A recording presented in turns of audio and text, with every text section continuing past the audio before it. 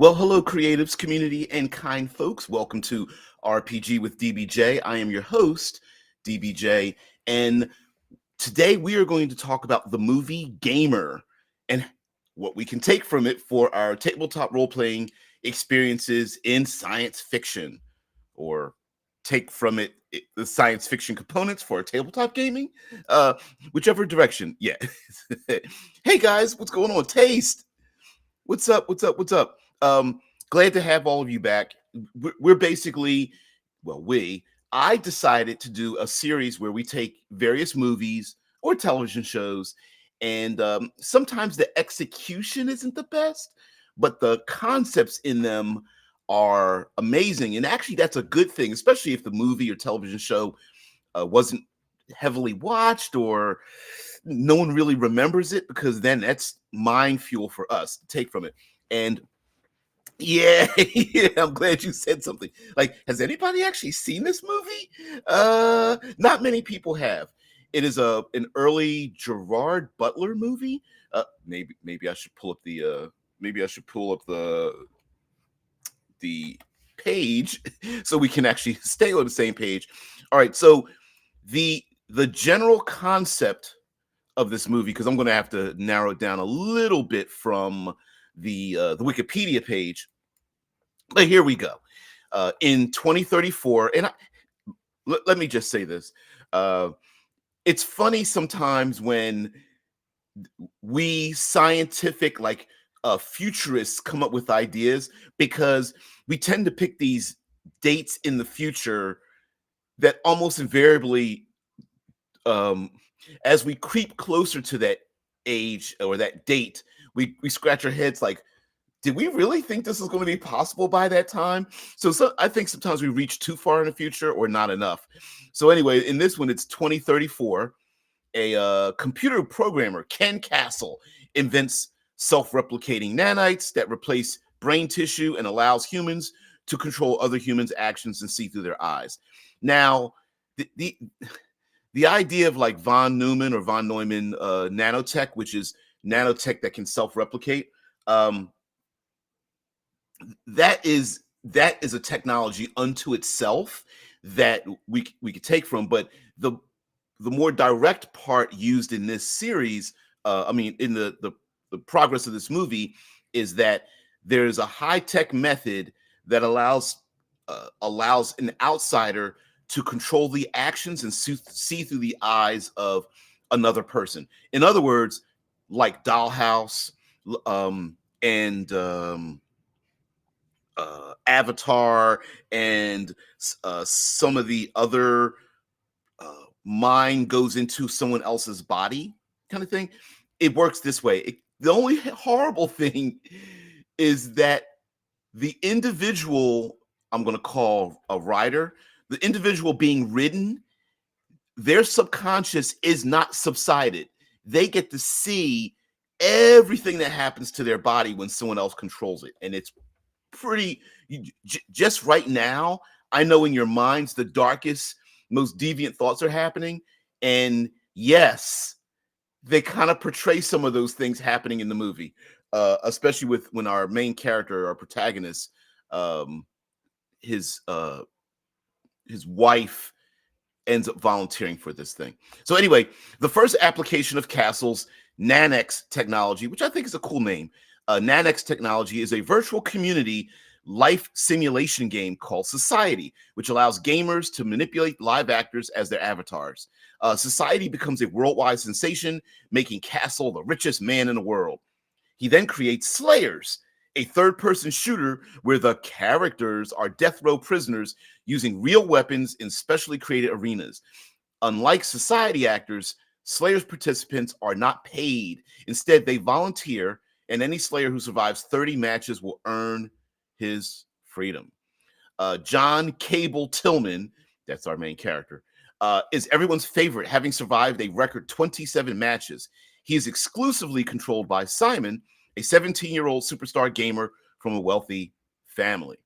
And then our little twist in here, the monkey wrench in this movie, is an activist organization called Humanz, with a Z, hacks a talk show interview with Castle and claims that his technology will one day be used to control people against their will.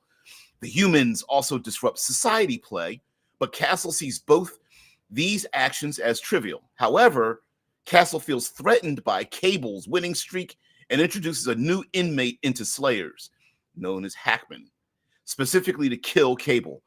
Unknown to anyone else, Hackman will not be controlled by a player and thus will not be handicapped by the ping that causes a small but dangerous delay between the player's command and the Slayer's action. Unfortunately, Cable, or Tillman's estranged wife Angie, works as a society character, but in spite of her earnings, she is refused custody of their daughter Delia, who has been placed with a wealthy foster family. And so our Daisy, silly.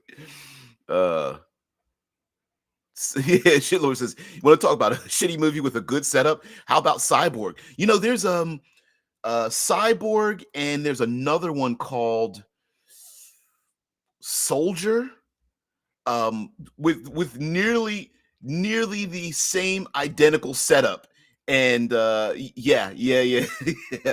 And kind of a weird, like, obsolete tech versus brand new tech kind of thing.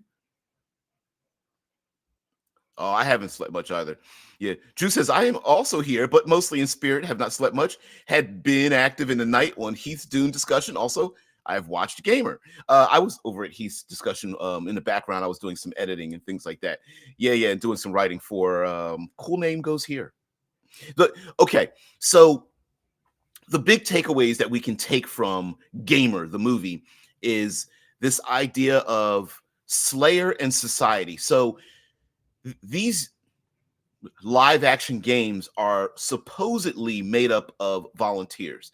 Now, again, we can argue the idea of what is a volunteer if you're at your lowest point in life, that choosing to have your body used in these being puppeted by strangers is an option in your life. But whatever, apparently people volunteer to have their bodies used in these sims, although these are real people, and apparently you are compensated for it greatly. In the movie, despite the fact that you're told you're compensated well, not every, I mean, including our main character and our main character's wife, they're not really compensated much for it. So it's absolutely an exploitation of the human body. And the movie does go out of it's a bit, not, I don't want to say tongue in cheek. It is a hyper realistic. So, for example, when our main character's wife, who's like there's the secondary story with the wife who is trying to get her daughter back, and she's not making enough money, so she volunteers for this to be a character in society. And of course, who's piloting or puppeting her? Some dude that's like, let's say, has extra girth, with a wearing a shirt that's 2 sizes too small, with stains on the front, plugged into his computer and whatnot, and drooling, I don't know, soda pop and Cheetos out of his mouth. It's pretty nasty. And then, of course, she's engaged in shall I say remote intimacies and whatnot, and it's pretty nasty in comparison to the fact that our main character Cable, that's his code name, Cable, controlled by Simon, a 17-year-old a gamer who's using him in these live action third-person shooter games. And he's got 27 wins. He's got 3 more to get out of here. Of course, our main character is a skilled combatant and somehow convinces his controller, Simon, to let him go. Yeah, shitloads. Are they promoting hurtful stereotypes? Yes. Yeah. Yeah, very much stereotypical shorthand all through the movie. It's very, very in your face. They're absolutely telling you, like, the only people that would participate in this are people, living with their moms in the basement, damn gamers, right? It's very much that way. But I think, uh, but I like the idea of like there's this technology that is might be controlling our player characters. Maybe they are members of society or Slayer, and yeah, it takes. Yep, sounds like it, but it's a man, so who cares?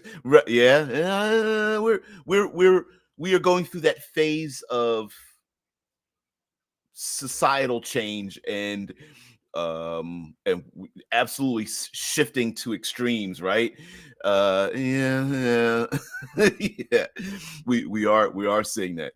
And in this movie, we do come about where our main character is able to kind of break free from the nanics that is controlling him. And um, I I don't even remember how his wife is able to leave or escape out of society. Although, unfortunately, she is a character who's kind of like, I hate to say, ridden dry and put away wet as well, both literally and figuratively. She's like, hell, I'd be a proud neckbeard if I could grow a beard. Yeah, I mean, to each their own, right? You can't. I think sometimes we waste a. This is my own 2 cents. We waste a lot of brain cells worrying about other people, which my life swears by not worrying about what other people do. Yeah, exactly. Yeah, don't worry, your double chin's good enough. Yeah, if only it was accepted. So the nanics technology, I think, is of course a great thing. It's an existential problem, right? This humans um rebellion about stopping this technology of this very powerful individual to keep it from spreading to other people and having it spread throughout society, that where this individual could literally have microscopic nanites going into all of society, and this individual could literally do the twirling the mustache bad guy. I control all of humanity, which is really the plot of the movie, which is kind of ridiculous, but it's just as ridiculous as any other bad guy's plot. Like, I'm going to put a laser on the moon. It's kind of on that level, including a ridiculous dance sequence at the end of the movie. Spoiler alert for a movie that no one watched, where uh, our corporate leader, scientist, ends up doing a dance routine with like 30 other minions behind him, uh, proving just how much control he has over anyone and anything, any other humanoid on the planet that has been infected by these nanites. Now, I actually like the idea of nanites being spread like a virus, that you don't know if you've got it in you, and one or more agents or agencies has the power to go in and basically click a couple of buttons, and now they have complete control of you, which it's like ridiculous dance sequence at the end. That says, I gotta see this. Yes, our corporate leader is the actor that was in Dexter, that plays the main character in Dexter, the good serial killer in Dexter. He's the actor that plays the bad guy. And I think it would I like the idea, especially with this tabletop role playing game, Obsidian Star, that I developing publicly. That what if players have to go to a hab or a space station or something, and when they get in there, there's like everyone knows that there's these nanites that like blow through the air systems and stuff. You don't know what you're breathing in, and you're going to have to navigate around through and like a heist or like a black ops operation, because if the authorities know who you are and what you're doing, press a button, they can control who and where you're going, and that would be pretty intense. Yeah, our nanites the thing. May there are people who think things like that, like the conspiracy theories. My conspiracy theory is most conspiracy theories aren't conspiracy theories, because uh secrets very rarely remain secrets past one person. So yeah. Yeah, yeah, no real world stuff. Exactly. um Also, if this nanite technology is nanics, which I really want to steal that name. Uh, Sorry, movie producers, but I like the idea that this nanics technology could also be used by a rival uh, group, corporation, criminal organization, or something that they run around with this nanotech and they spray it in people's food, or someone's on an elevator or a lift or something, and they release it, and then now they have the ability to go in and control that person's behavior, making them do things that they normally wouldn't do. If the players are like, maybe they are, instead of like secret agents and secret police or something, maybe they are investigators or bounty hunters or hired guns or something, and they are publicly going after or investigating why are people acting in a manner they normally wouldn't. Why would a politician sign a document? Why would a I don't know, why would ice haulers suddenly put their craft into a re-entry orbit that's going to destroy it? Why would, and all of a sudden they find out that there's this technology that's going around basically body and mind controlling people to do what they don't want to do. Also, someone may have gotten out of the nanotech or the nanics, which might be like maybe a radiation or radio signals, or I don't know, neutrinos bombardment or something, some uh, unobtainics happens, and the victims are able to get out of the nanotech control, the nanics control, and realize, like, listen, this wasn't me, and here's recordings of me doing things. This isn't me. There's a signal that's that beams back to whoever's puppeting me what's happening. Also, the trauma involved. Whew, there's some trauma involved when your mind is able to see what your body's doing, but you don't have any ability to control it.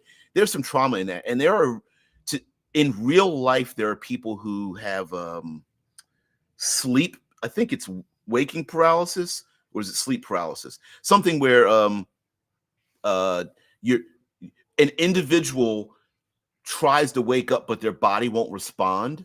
And even today, there are individuals who feel like I'm in my body, but I don't feel like I'm in control of it.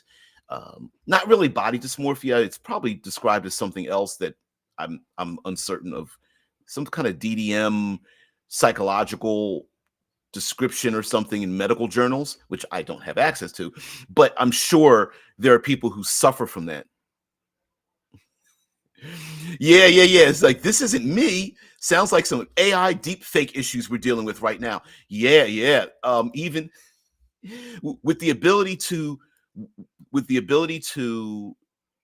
use enough data to copy someone's voice, and enough AI systems to basically make someone look like they're doing something they're not. Yeah. Nasty. Caligula says sleep paralysis is awesome. I've never suffered from it, but the fear of it to me just sounds pretty horrible. Yeah. Ooh, yeah. Sleep paralysis. Ooh. I can understand. I haven't never suffered from it, and I can understand someone going like, "This effing sucks." I don't know how you would think that would be awesome. Although I suppose experiencing something no one else has experienced could make you something. Next week we're going to have some discussions about hardship and struggle and trauma, and how these things build us, that everyone feels that the concept of what doesn't kill you makes you stronger, and how do we reconcile that with a utopia? As every generation feels that the current generation has it better than the last generation, and we are working to make our world better, despite the fact that, yes, we have huge discrepancies along the world. Overall, people are now better off than in general than they were every generation prior. So yeah, Caligula says it's kind of like experiencing death. Very interesting. There is a character in this new television Shogun, which you listen, leave this stream right now and go watch Shogun. It airs on Hulu/FX here in the States. I don't know where you would find it in if you are overseas across the pond, but here it airs on Hulu and FX, and Hulu is majority owned by Disney Plus, so you may be able to find it on that. But Shogun, oh, excellent book, not so good television series back in the 80s, but I have to tell you, there's a character in there who all of the characters are gray, and there's a samurai in the show who is obsessed with death and wants to know what it's like to reach the point of death, and hasn't quite found something to die for. At least you get that impression, which unfortunately means he's going around and kind of being a sociopath, murder killing people in torturous ways, and doing poetry to try to figure out what that point of death is, and is never fulfilled by it. It's it's a really strange, cool motivation for a character, and I love it. I love it so much, because he's kind of a protagonist in this show, and you're like, that's nasty, but I think he's the good guy. What? It's really crazy. Back to Gamer. Our main character, Gerard Butler, Kable, controlled by the 17-year-old. It's pretty fun when we get to see the 17-year-old. There are some scenes where the director has the camera rolling in between scenes with the 17-year-old actor, who is he's in a round pod with light coming down from above, and he physically acts out what he wants the character to do in this live action game that everyone tunes into. And of course, real people are being murdered. They're volunteers from death row, but if they can survive 30 games, then they live.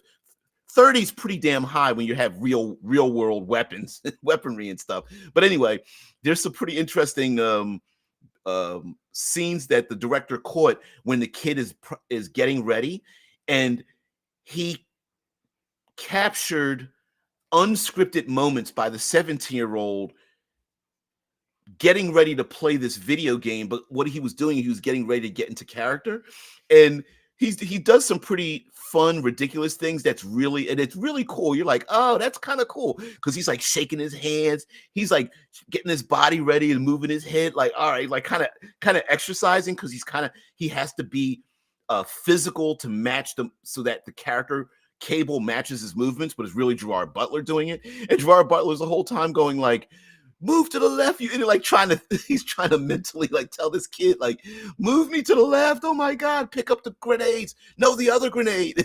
It's pretty fun.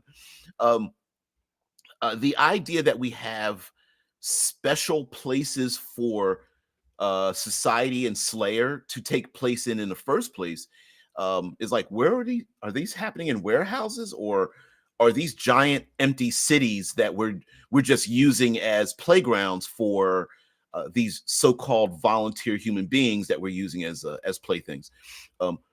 Also, it would be interesting if you use some of these people and now you become used. Maybe tables can get turned where you're like, okay, I remember what you did with my body last week. Now it's my turn. Yeah. Of course, getting nanics out of the hands of individuals, but also if this isn't an insidious plot to take over the world, instead, if this is just a normal technology used for exploited, but it's used for therapies and things of that nature. For example, someone has a fear of heights, and to challenge that, someone else puppets your body into places where you're skydiving and climbing mountains and scaling buildings and walking over rope bridges and things like that. I mean, honestly, that would terrify the hell out of me, that I couldn't stop it. But this might be therapeutic for some individuals. Also, human beings let's for example say human beings are exploring a distant location, or you send a small cadre of scientists or explorers, whatever, into a dangerous location, but from outside there are puppeteer pilots that can in um intrude or inhabit those that are behind enemy lines, or they are deep into the crevice of a rocky moon or something like that, and can go in and temporarily control them and use them to explore to the left, the right, to double back or something. And you know, these volunteers are used as like scientific uh, remote access people to engage in various things. Like maybe there's a certain population that volunteers to be puppets because they are better at it. Like somehow their minds blend with this puppeteering, and maybe our main characters, our player characters, have to use these puppeteers, even if it's a bit despicable, a bit reprehensible, and they pilot them to use them to maybe infiltrate a place or experience something that the players can't normally experience from where they are, or something of that nature. Um, Also, if this puppeteering technology kind of can work backwards, meaning like maybe in this far future, what we consider to be actors or entertainers might have this like nanic system in their brains, and the actors experience life. We tune into their bodies to experience what they're experiencing and live vicariously through other people. So the gamer society might just be the rare few individuals that just seem to have uh, a confluence of emotion, projecting emotions and physicality and such, and much much like entertainers today. Sometimes you have it, sometimes you don't, and sometimes hard work is good. But then sometimes it's just you just happen to be a beautiful person that also is able to portray your, you know, open up your emotions. That also is, you know, sometimes it's just a confluence, and so maybe there's a rare members of society that this nanic system can incorporate, and people love tuning in, living vicariously through their favorite entertainers.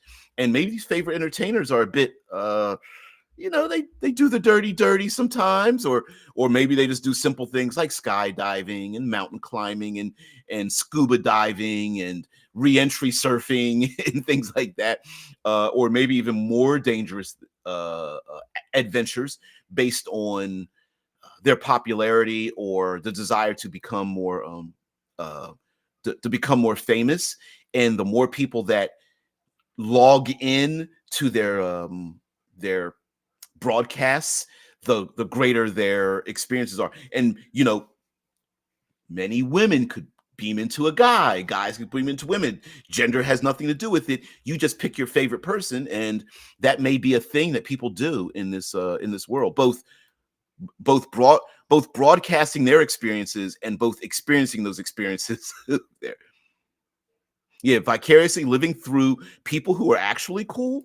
Well, that would be a public choice, right? Yeah, just put on sunglasses. Yep. Just you're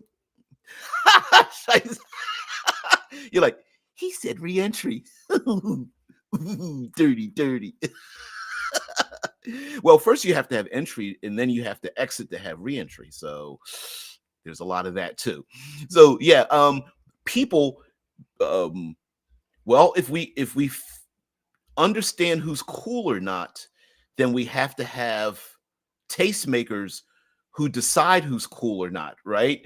Um, like the fashion industry, we don't decide what's fashionable. There are tastemakers who decide what's fashionable, and then people adopt what the tastemakers do, and then us normies go, that makes no sense, and that's completely ridiculous and ugly.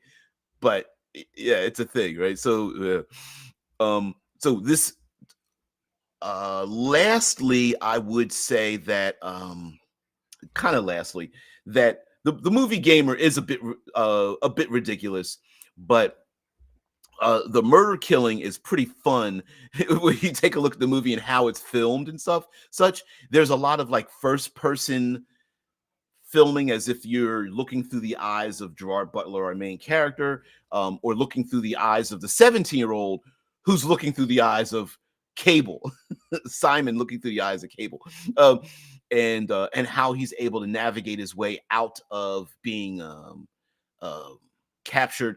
And then, of course, you discover why this character was put on death row in the first place, separated from his wife, and how the system basically keeps people trapped. It's constantly keeping people in the cycle of, well, if you keep putting more and more people in death row, then more and more of those people will volunteer for Slayer, this new game, and then a lot of those death row inmates end up dying in these Slayer games. So now they end up dying anyway. So what's the big deal? It's so there's quite a bit of that as well. Yeah, that initial entry part must be hard for you guys. Yeah. Double entendres. I love it. Yeah. But maybe not so much. Yeah. So do you have murder kill game show type stuff going on in Obsidian? You know what? I considered it and then I put it away, but I think it would make sense. I mean, we as humanity love ourselves some gladiatorial styled arena stuff, even if it's called what was the old game show on G4? MXC, MXC. Uh, was it a game show? Yeah, MXC game show. There it is. Most extreme elimination challenge, which has uh since the years that it aired, what was it in 2003 to 2007 on Spike Television, used to be there. Yeah, yeah. You guys, I don't know if any of you remember Spike TV. It was like Spike TV was supposed to be like the testosterone channel, and they aired MXC, and yeah, yeah, MXC, pretty fun television show. Very fun television show. Dubbed over and all that. It's very ridiculous, but we love those kind of things. I mean, we've got a lot of television show, gaming, kind of gladiatorial arena things. American Gladiator, Ninja Warriors comes to mind. There's so many others. Spartan games, Tough as Nails, and we can go on and on. So I have to say that yes. Now, would it specifically be an arena with gladiators? Maybe not. Maybe it might be more of a like travel log type of event, or maybe these things happen in exotic locations. I don't know. Yeah. Yeah, shitlord says, yeah, it's cliche as fuck now, but it's a good way to get some volunteer human chef for the Kessler effect. Yeah. um and I was also thinking about like for those who don't know, that Kessler effect, the Kessler syndrome, is space debris that keeps creating more space debris. So you have two starships going against three starships, and weapons are launched, and one of those starships explodes. Well, once that starship explodes, it creates debris. That debris field will spread out or whatever, and it impacts other things, maybe another starship, satellites, innocent other ships passing by, one of the ships in the battle, and then that shrapnel blasts through another ship, that creating more shrapnel. So now that debris field gets larger and larger and larger, making it more difficult to navigate through it. And Kessler syndrome, once it falls into a gravity well, meaning like it goes into an orbit, like for example, Earth, we have debris, space debris floating around our own planet that space agencies have to monitor, because that debris can blast through um, more and more things we launch up into space. And I was wondering about like how widespread would the Kessler effect be? Would it just be around, say, um, Terra and Luna, maybe Venus and Mars, or would it be more widespread across our entire system? Meaning, like, was there an era of war? You know how we all have like what happened in the past, and we have like our apocalyptic events and things like that. Maybe there was the war, the event of the Great War or battle or conflict or something, and it caused so much space debris that everyone's like, we got to stop this shit now. And so that the Kessler effect may be something that is very widespread, and it may take tens of thousands of years for the gravity to pull the stuff into the sun. But until that time, you know, got to watch out. So maybe. Uh, yeah. Now, Anon says depends entirely on what's defined as death in the far-flung future. In Obsidian Star, death is basically temporary. Your body can die, your mind doesn't. Your mind can suffer some trauma, either voluntarily doing it and suffering just a little bit of trauma that you might be able to regain back, or done unbeknownst to you, getting a blaster bolt to the back of the head. Hopefully your zipper survives, and if your zip survives and gets, you know, zipped back into another jacket, you might have the memory of reliving your last event before you stopped breathing, which is where that trauma comes in as well. Talk about slay industries. We shouldn't have to wait for the 20th century to bring back gladiatorial combat. Yeah, uh, MMA fighting is the closest we have to the concept of gladiatorial combat, and there's other versions like chess boxing is one. There's a full contact rugby sport. Mm, I just saw a video, came across my feed, and I cannot remember the name of it. Um, and it's full contact or something like that. There's also full contact team sports where you get like 10 people on each side, all basically with padded hands, and they go full contact on each other. I'm not sure where they're aired, what countries they're aired in, but there's things like that. So we love ourselves some gladiatorial combat. And let's not get it twisted. It's not just the participants. There's a lot of spectators that love that kind of stuff. Yeah. Drew says Slay Industry also has the contract circuit of contract killers. Yep, which reminded me always on Running Man. Yeah, the idea that you have a contract. For those who don't know, while Drew and I have talked about Slay, I call it Slay Industries, SLA, and it's a very dark future gothic place on a world known as Mort. And in the gaming book, there are pullouts that you can photocopy. And I don't know if you guys ever remember what photocopies are, but today you would just scan them on your printer. But there are actual death certificates, television contracts, things like that, but they're all reworded, so they're really dark. Like, oh, you can literally be a contract killer and sign a contract for it to be aired, to have your serial killing murders happen on air and stuff like that, and people tune into it. It's pretty nasty. It's great. Yeah, chess boxing is a gentleman's sport. Gentleman nerds, that is. Yeah. I wonder how many truly nerdy people join chess boxing hoping to just run around the ring to not get punched in the face to get back to playing chess and win. Or the opposite, like, I don't know how to play chess. I'm just going to punch people in the face and just randomly move the pawns. Oh, man.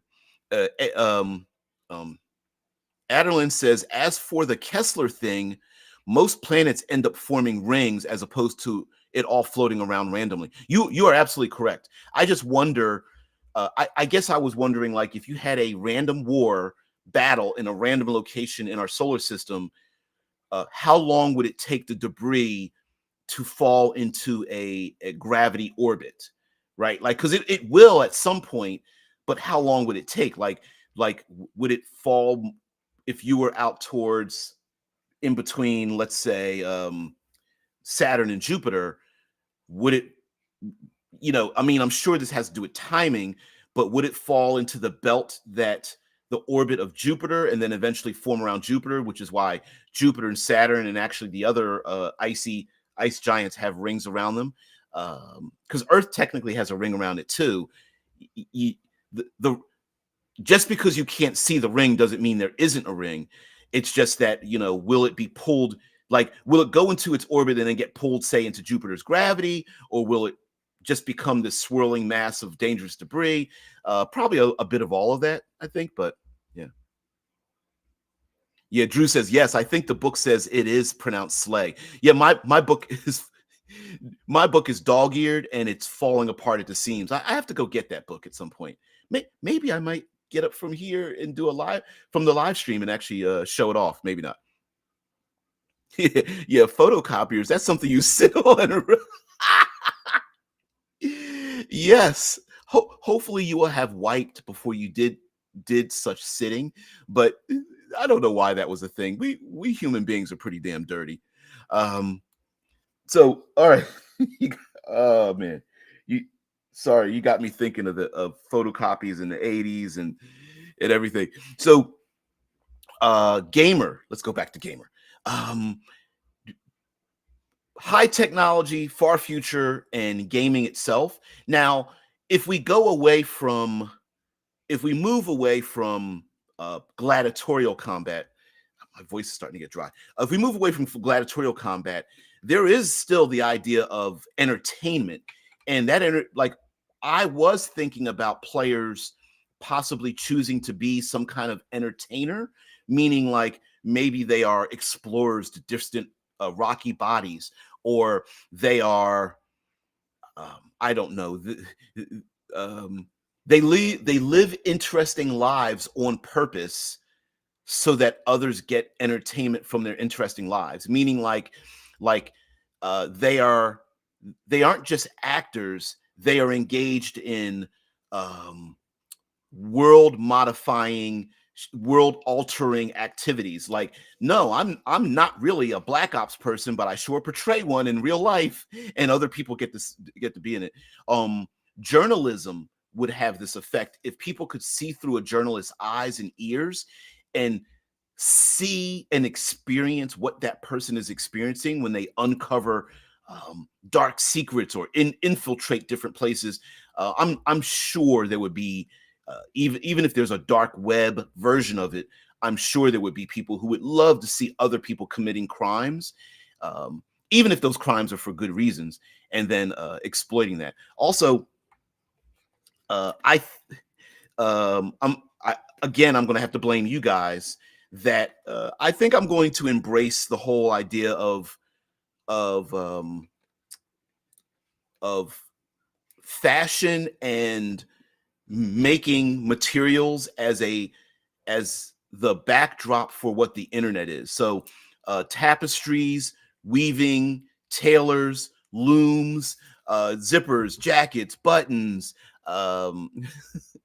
threads, knots, all those things. I think I'm going to use that as a method of describing what the far future internet is, like a tapestry that you move along, and that it can be tangled or open threaded and things of that nature. So I'm going to do that.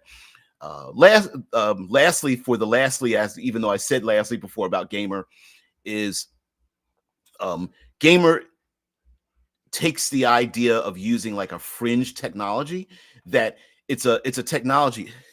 Thread scary. I've never seen it, and I don't know what it's about, but I do know it's a movie. Yeah, Thread, scariest movie ever. Isn't it? Is it Threads, or is it there? Yes, there it is. Television film, 1984. Dramatic account of nuclear war and its effects in Britain. That's what I thought it was. Yes. Here, Threads was an 84 film in Britain. Here it was the day after. The day after television happened, 1983, postulates a fictional war with nuclear holocaust, basically. mid 80s. It was a major event, basically scaring people into, I think it was the day after, about a nuclear holocaust and things like that. Shitlord says, I'm afraid to watch it. It's supposed to disturb the F out of people. It even freaks out Hostel fans. Oh, I remember saying Hostel. That was the pivotal moment when, like, torture porn movies, torture prawn, sorry, YouTube, movies really took a foothold during that short period of time. And when I saw Hostel, I was like, what the hell am I watching? Like, what happened to the good guys, or the good guys and the bad guys suffer? I was like, damn, this movie, they threw all that out the window. They were like, yeah, that innocent character you thought was going to live and survive at the end, yeah, nah. Oh man, but people are pretty damn dark. I really do think that some kind of gladiatorial underground would probably exist. If it was a public and above ground, I think it would either be very isolated in small communities, habitats that I always talk about, or um, they wouldn't be life or death, so called. Although you could die and just have your zipper zipped into another jacket. So is death really death? And then with something like in Gamer with Nanax, could participants in these games actually manipulate other people? So yeah, I could see that.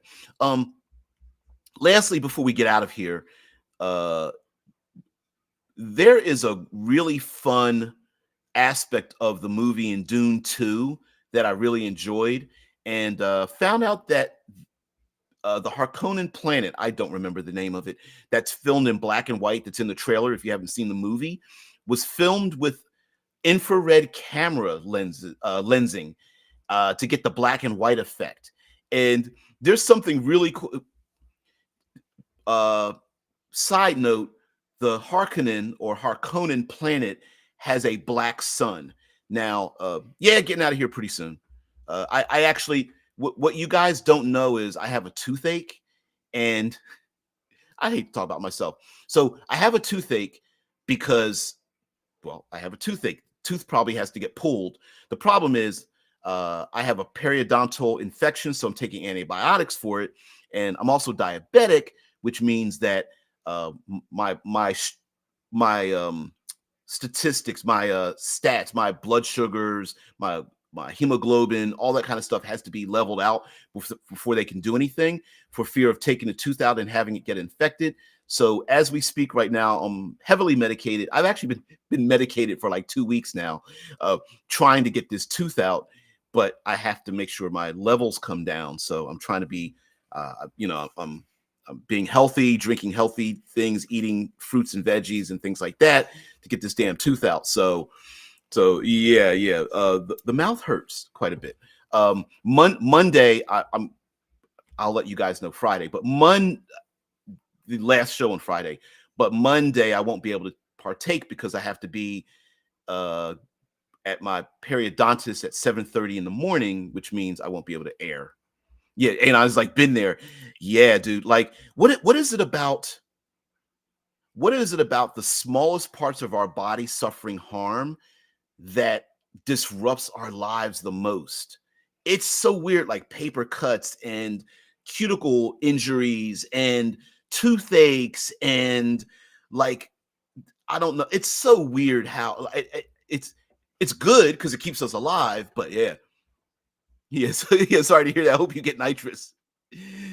Yeah. Yeah.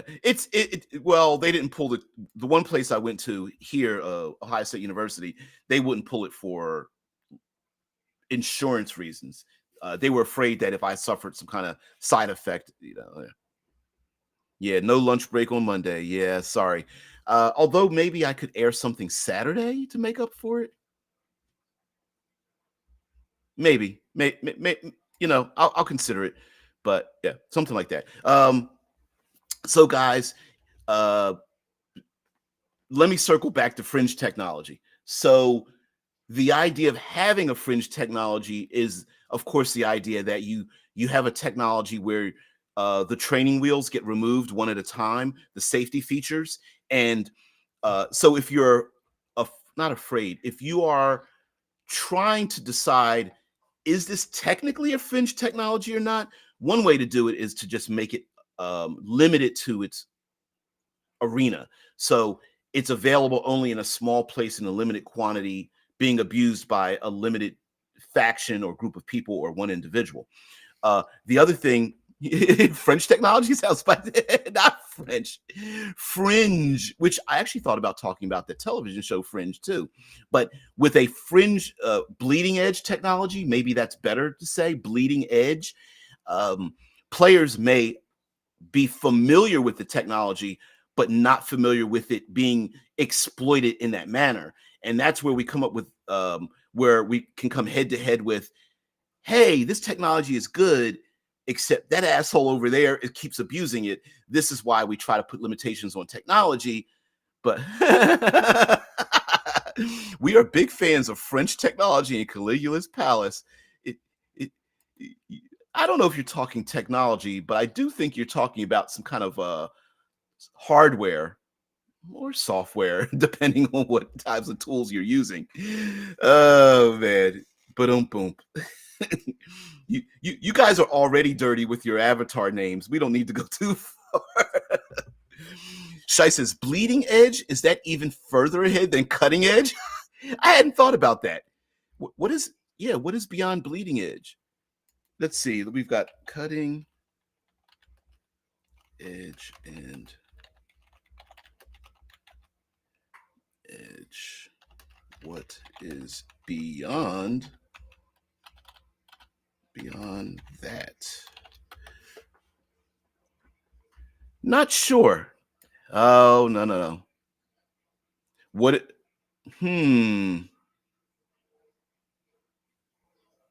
Oh, someone says bleeding edge is a play on words for leading edge. Huh. Cutting edge and bleeding edge describe new and forward looking technology, although both terms stand for advanced technologies. I don't know. I I never really thought about there being a difference, but I like the idea. I suppose so. If you have cutting edge, bleeding edge, then you have scar, scarred edge, infected edge, gangrene edge. I don't know. Scab edging. Uh, uh, uh, bled out edging. Uh, yeah, speaking of minor things, the gallbladder is the least useful organ, yet can kill the liver and pancreas if it becomes blocked. Yeah. And then having your gallbladder removed affects your bowels, which is like, what? Why do we still have this? Um, yeah. Um, I once thought about people known as farmers, spelt with PH, and um, essentially they are human beings who have glands and or organs that produce different pharmaceuticals inside of their body that they could use to alter or enhance themselves, but could also be extracted in like living drug mules or something. And it made me think about well, what if people find a use for the organs that we don't have any use for, when their use, or maybe their use edges out or something like that. And I thought it would be kind of interesting to have a person that can create like their own toxins or their own adrenal system or own hyper healing factors or whatever the case might be, blocking pain receptors or slowing down your perceived time and space to make things slow down, and which makes it seem like your reflexes are enhanced, but you're just seeing things slow down temporarily, and you don't want to mix and match the pharmaceuticals that are happening in your body.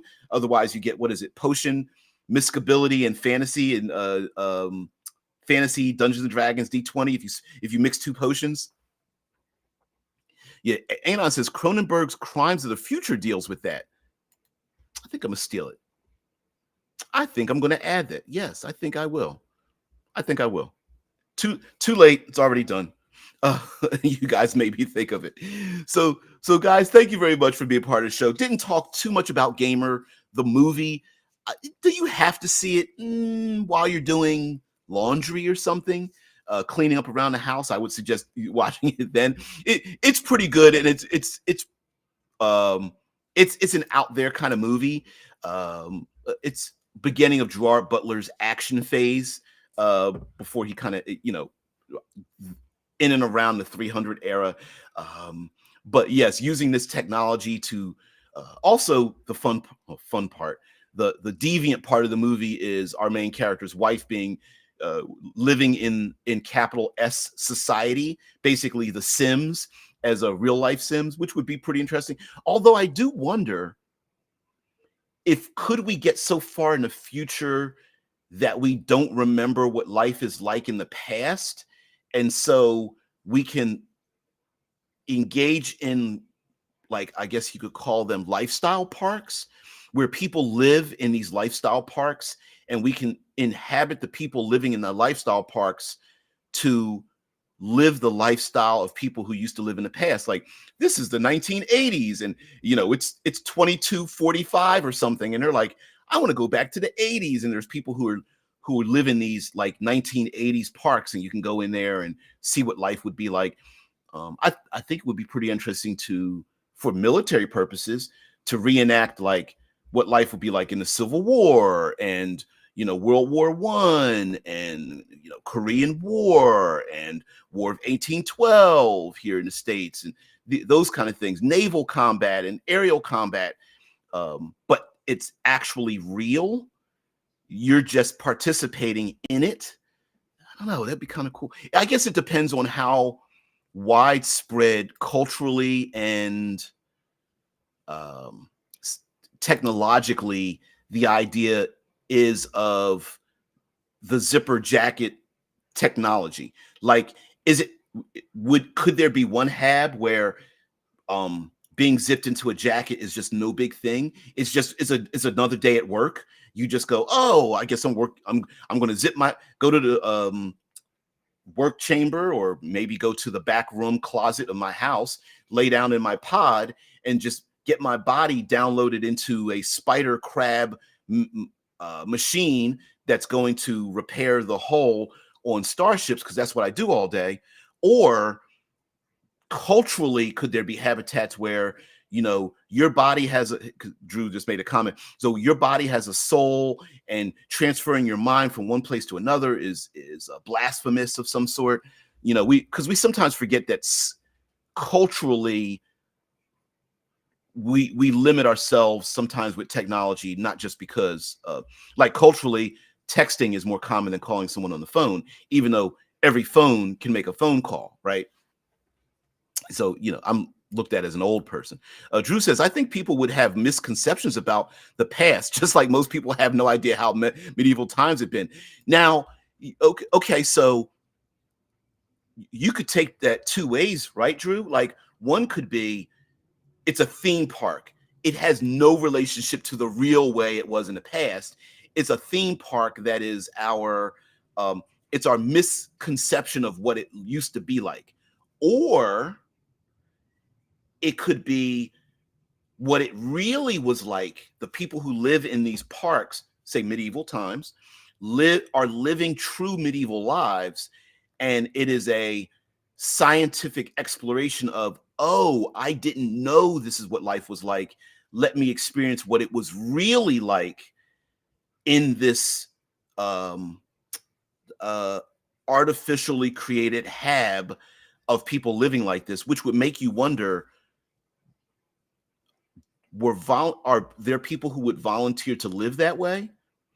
Much like here in the United States, there are Amish people who live a certain lifestyle and have volunteered to live this lifestyle, devoid of high technologies. Or do they not know that they're living in these encapsulated worlds, like the Truman Show? Do the people live and die in these places, not knowing they're living in an artificial medieval time, and then from the outside, people are able to look in and see like the life, death, and hardships that people go through. I don't know. I think you could make the case for all of it, maybe rescuing people from it, or learning new skills from delving into these parks, or I'm calling them parks, but they don't have to be a true park that you go to, like look, putting your face up against the glass and watching the people gather food for their nest. These could absolutely be uh, hidden off the radar. No one knows that these places exist, kind of places, through experimentation by corporations or criminal organizations or um, narcissistic oligarchs or something like that, used as their own playthings. I could see that happening as well. Hmm. Maybe the cost of loyalty, instead of chopping off a finger or um, being handed a gun and making your first kill, I could see your if you're devoted to me, you must have these nanics implanted into your brain so that you cannot work against me and my criminal organization or my corporation or my government or something like that. Like essentially, you want to turn your weapons on against the person who you are currently being ruled by or controlled by, and that person's like, can't hurt me, you know what I mean, kind of thing. Technologically, I think I could see draconian governments and corporations and criminal organizations doing that to ensure loyalty. Um, Even if it's something as simple as cattle prodding someone, hey, they do something wrong, you just press a button and burn them. Um, I could see that being a feature, being able to see through their eyes and monitor what they're doing at any particular time. So if head of a criminal organization says, I want you to kill so and so, pretty easy to find that out if you could see through their eyes. Or they put themselves into a position of a prime position and then someone else does the murder killing. That could also be a thing. So someone innocent could place themselves in a position of not power, position of influence, and then someone else takes over because the person that put themselves like, I'm just innocent, trying to pay off a debt, and then all of a sudden their body's taken over by some badass assassin who kills someone and then exit out of this innocent person's body, who is now stuck with the trauma of they just saw their hands murder kill someone, and technically they didn't do it, but maybe they volunteered to do it and didn't realize what they were doing. So yeah, something like that. Maybe. So anyway, guys, thank you very much for being part of the show. I really appreciate it. Tomorrow, what are we going to talk about tomorrow? I don't remember. We have Dark Matter. We have Tenet. Let's go with Tenet. So yeah, we'll go with Tenet. So we'll talk about Tenet tomorrow, which is a confusing ass movie, but has a really great concept. Some would say that the execution of it was not perfect because it was so confusing. Cyborg. Okay, let's see. Which version of Cyborg movie? So there's the 89 movie, Jean-Claude Van Damme. And what's the other one I'm thinking of? I think it's called Soldier. 98 Soldier. Kurt Russell. That's it. Yeah. Soldier, and they're both similar. There's also one Mario Van Peebles as well.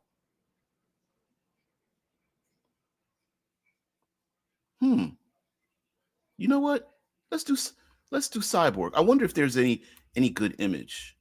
Let's see if I can find a good image so I can make a good thumbnail. No, Cyborg movie Van Damme. That's what I need. There we go. Okay. All right, I got it. Okay, here we are. Yeah, yeah, yeah, and we'll mix the two because because there's a similar concept of this. So yeah, we'll do that. We'll have some fun with that. Why not? Why the hell not? Oh, don't thank me. It's your fault. Yeah, dark matter. That's gravity bleeding into our world. Yeah, I was listening to I listened to science podcasts and was thinking about like dark matter and dark energy and how yeah, Drew's like, yeah, Tenet. No, the movie was perfect. I love Tenet. We're in the minority there, Drew. We're both minorities. Um, Shitlord says the extra shitty one with Van Damme. I love the way you put that. So yeah, we'll do Cyborg tomorrow. You got it. Yeah, listen, this show's seat of the pants. You guys come up with all the great ideas. I'm just along for the ride. You don't realize how much I live vicariously through you guys in minor ways. So I appreciate your presence. This is like my gaming. This is like my pre and post gaming session with you guys here. So I really benefit from it. So yeah, tomorrow, Cyborg, Van Damme. Van Damme at his the height of his powers too. Oh, uh, my friends and I, we used to call the underwear he used to wear Van Dam's. They're like the boxer briefs, because he'd always have to do splits, and you don't want him in tighty whities, and you don't want him in boxers, so that he always wore Van Dam's. And that's what we always called the boxer briefs. It's like, I'm gonna buy myself another 3-pack of Van Dam's. Oh, that dark matter thing was a quote by he who shall not be named. Really? You know what? I don't. Okay, I'm not going to bring it up here, but I don't remember exactly why there was a split in the brigade because of that, without the name. So yeah. Yeah, Taste But Out says, Goody, that movie was so shitty it was even available in Romania. Oh no, don't make comparisons just because you can say those things because you live in, amongst, and around such a place. I wouldn't make any comparison like that. What is it? Alex Joe, yeah, Joe Rogan is crazy. Yeah. Yeah, listen, sometimes people want sometimes people want answers, and they're willing to go to many places to get those answers, even if it's behind the trash can sitting there in the scum. There's my answer, right? In the far future, there's got to be a proliferation of conspiracy theorists. I mean, there just has to be. But I know we'll talk about it. It says not political. Really? I don't. Now I'm not a big Joe Rogan. I'm not an anti Joe Rogan. I just haven't. I don't listen religiously to Joe Rogan. So I know every once in a while, like he'll have someone on the show, and I'll go, oh, I want to know what they have to say, even if I don't like them. But yeah, yeah. It says his rant on extra dimensional science was hilarious. That is that's funny. Caligula says, "I love this world." Fender Tremolo. I don't know what that's a reference to, but we're gonna take us out on that comment, and I'm gonna look that up. Yeah. He's a comedian. I think so. Some people don't get the jokes, but I definitely think O Jonesy is very much a comedian. Still making how do you make tens of millions, hundreds of millions of dollars off of bullshit like that? I almost wish I could make my own like cult, something like that. Yeah. It's a quote from Cyborg. I did not know that. I did not know that. We're going to have to pull some quotes out of there. Okay. Well, guys, have a great one. We're going to get out of here. Thank you very much for spending your valuable time here. I hope in turn I can give you back change for your sci-fi tabletop role-playing experiences. I'm also thinking about changing my thumbnails a little bit because they're old and not eye-catching enough. So probably going to change them quite a bit as well. So guys, have a great one. I will see you later. Have a great day. Where are you taking us out there? National Enquirer for the internet. Yeah, right. Yeah, Star, all those kind of places. Like, yeah, here's aliens and that live next door. They're mowing lawns. Beware, that kind of stuff. So, guys, have a great. And I'll see you later. Peace and tranquility.